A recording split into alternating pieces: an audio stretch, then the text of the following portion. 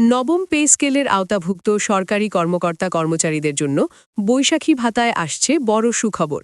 জাতীয় বেতন কমিশন সরকারি কর্মচারীদের বৈশাখ উদযাপন আরও আনন্দমুখর করতে বৈশাখী ভাতা উল্লেখযোগ্যভাবে বাড়ানোর পথে এগোচ্ছে। পে কমিশন সূত্রে জানা গেছে, নবম পে স্কেলে অন্তর্ভুক্ত কর্মকর্তা-কর্মচারীদের জন্য বৈশাখী ভাতা বাড়ানোর সুপারিশ এখন চূড়ান্ত পর্যায়ে রয়েছে। আগামী বুধবার ২১ জানুয়ারি এই বিষয়ে চূড়ান্ত সুপারিশ প্রধান উপদেষ্টার কাছে জমা দেওয়া হবে। বর্তমানে সরকারি কর্মকর্তা-কর্মচারীরা মূল বেতনের ২০% হারে বৈশাখী ভাতা পেয়ে থাকেন।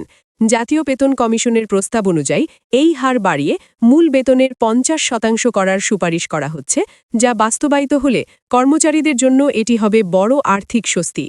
পে কমিশনের একজন দায়িত্বশীল সদস্য জানিয়েছেন, বৈশাখী ভাতা বৃদ্ধির বিষয়টি কমিশনের সুপারিশে অন্তর্ভুক্ত করা হয়েছে। তবে ঈদ উপলক্ষে সরকারি কর্মকর্তা-কর্মচারীরা যে বোনাস পেয়ে থাকেন সে বিষয়ে কোনো পরিবর্তন আনা হচ্ছে না। আগের নিয়ম অনুযায়ী ঈদের বোনাস বহাল থাকবে।